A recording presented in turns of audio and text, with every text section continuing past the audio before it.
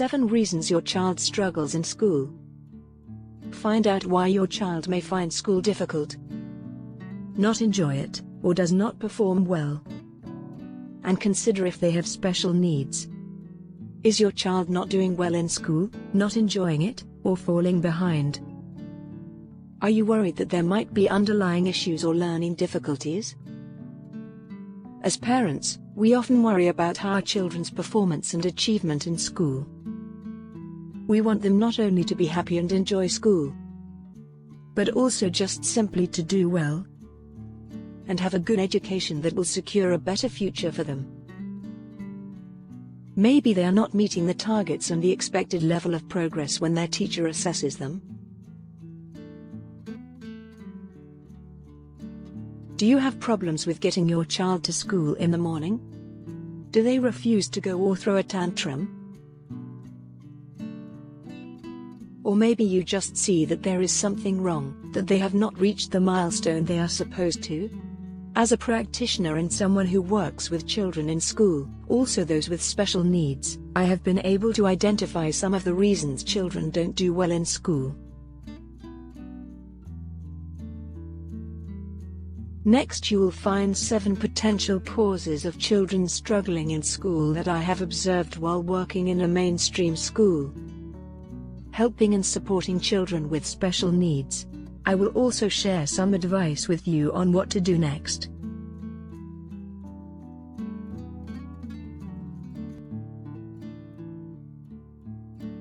Vision or hearing problems. I have seen several times in my experience in school, children struggling with their learning simply because they could not see the board or the teacher, and have had a visual impairment their whole life, not even realizing that there was something wrong.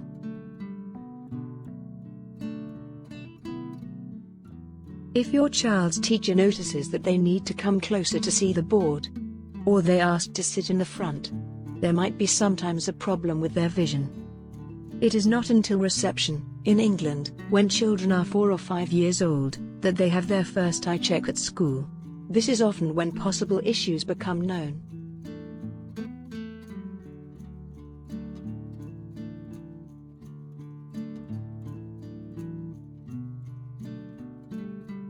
Similarly, your child might be struggling because of a hearing problem.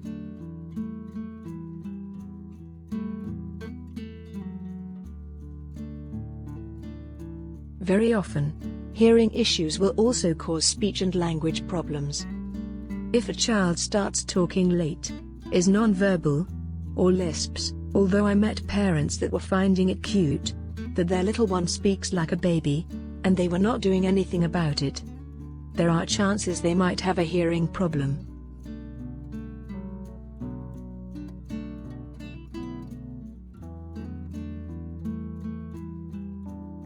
A hearing test is usually the first step in ruling out or diagnosing other issues. It can be done even with small children, so it is always worth considering if your child is presenting learning problems.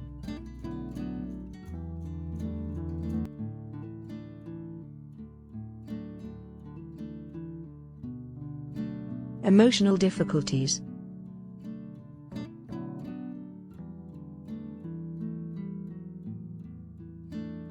It is normal for children to sometimes not be able to deal with their emotions and feelings. They are still learning and developing.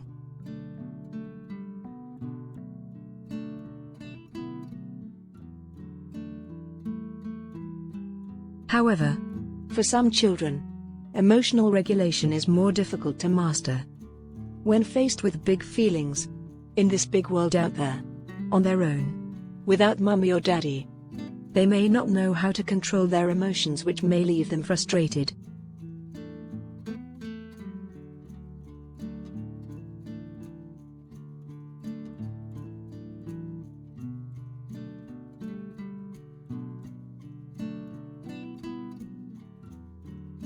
This can result to be a barrier to learning, or cause behavioral problems when you would see them act out in the classroom.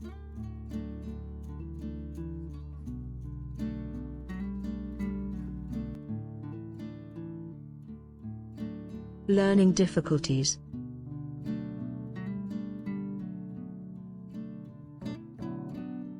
Another likely reason children struggle in school is learning difficulties. These are neurodevelopmental disorders. Some of them are dyslexia, dyscalculia, dysgraphia, or dyspraxia.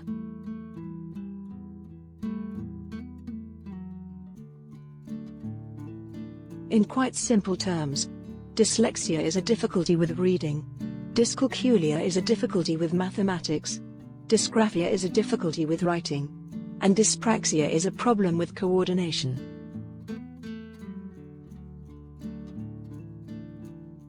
These are often not diagnosed until children are a bit older. It may take a few years to learn to read, for example, and after there has not been much progress in reading for some time, and if the interventions applied in school have not worked, dyslexia might start to be considered. It will be often your child's teacher or the school's SENCO, special needs coordinator, suggesting it to you after they have been observing your child for some time.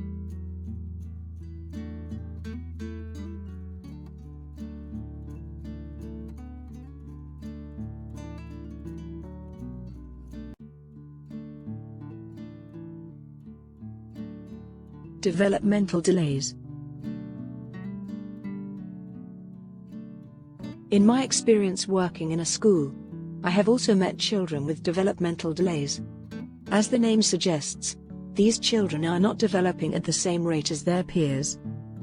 They might have a language developmental delay, where they do not speak, or do not speak as much as their peers, or perhaps their fine or gross motor skills have not developed the same way as their friends.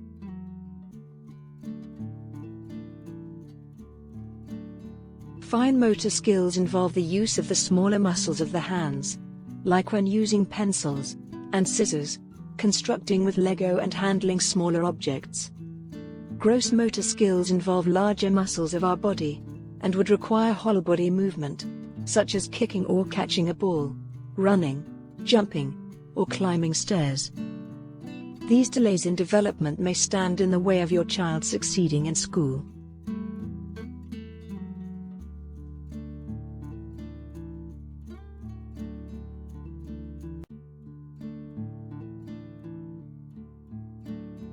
ADHD. Another possible issue is ADHD, which stands for Attention Deficit Hyperactivity Disorder. It affects a child's executive functioning skills, planning, inhibitory control, self-control, and working memory. If your child is easily distracted, cannot sit still, has problems in organizing and planning their space and tasks, and often forgets, loses, or misplaces things, then it is worth educating yourself about ADHD to try to see if this might be a problem.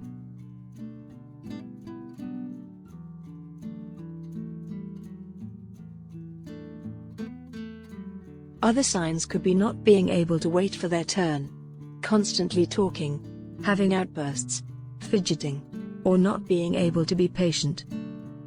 Talk to your child's teachers to see if they have noticed these signs.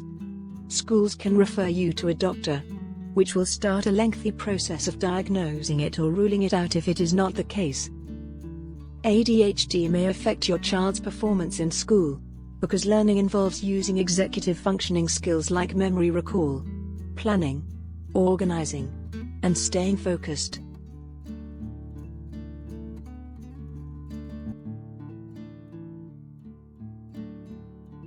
Autism.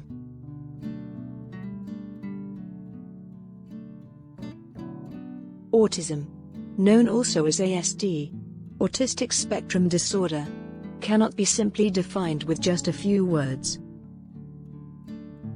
It is a complex, lifelong condition affecting a person's communication, social skills, relationships, and self-regulation. It is often diagnosed in early childhood, and because it is a spectrum, it can have many forms and varies in severity.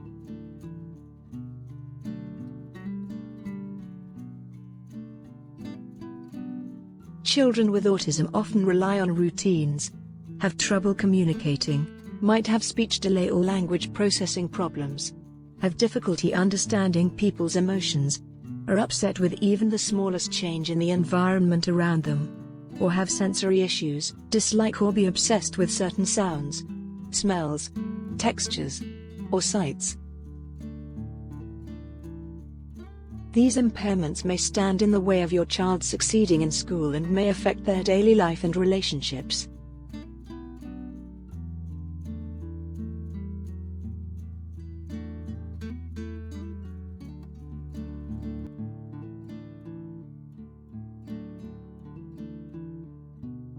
Environmental factors.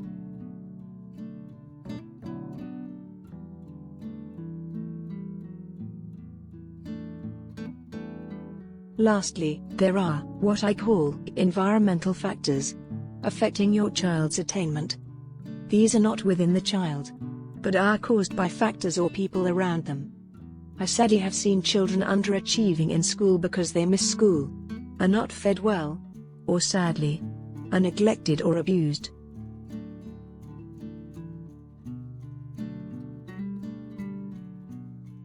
Missing school is self-explanatory.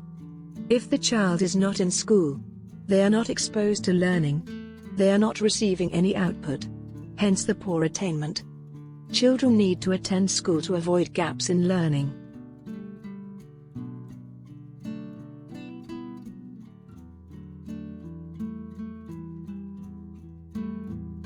Another problem is children being hungry, and I am talking about persisting hunger, often resulting from poverty or family problems, and not a one-off skipping breakfast.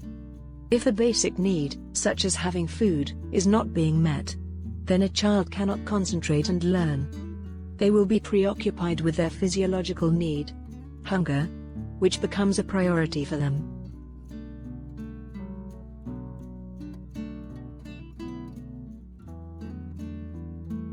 And lastly, neglect and abuse are sometimes the reasons for children struggling in school. Who would want to learn and play if there are problems at home? If the child is being hurt or neglected? My child is struggling in school. What do I do? Here you will find what to do, and the next steps. If your child struggles in school, the first step would be trying to identify a probable reason for a child not doing well in school. You may start by ruling out possible issues based on what you know about your child or what you have observed. If the child is verbal, you may want to try to talk to them in a child-friendly language. Remember, they do not think and reason the way you do. This has not developed yet, and it is normal, so try to talk to your child using simple language. Let them tell you what matters to them and do not assume anything just because you are a grown-up. Children are the experts in their lives.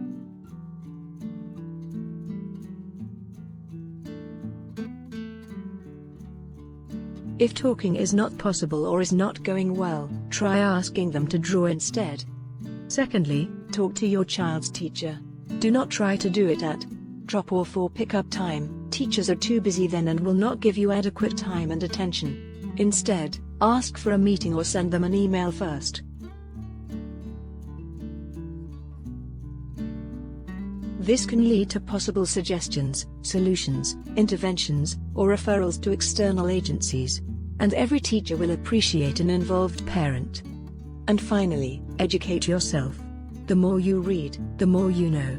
Very often, a substantial chunk of a solution is learning about the possible problem and its causes and reasons. That itself will open your eyes and will help you understand your child more, allowing you to better support them. Let me know in the comments below if any of the above descriptions sound like your child and what you are doing or have done about it.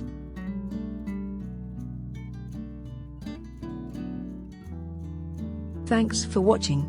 Don't forget to like and subscribe to the channel, and I will see you soon.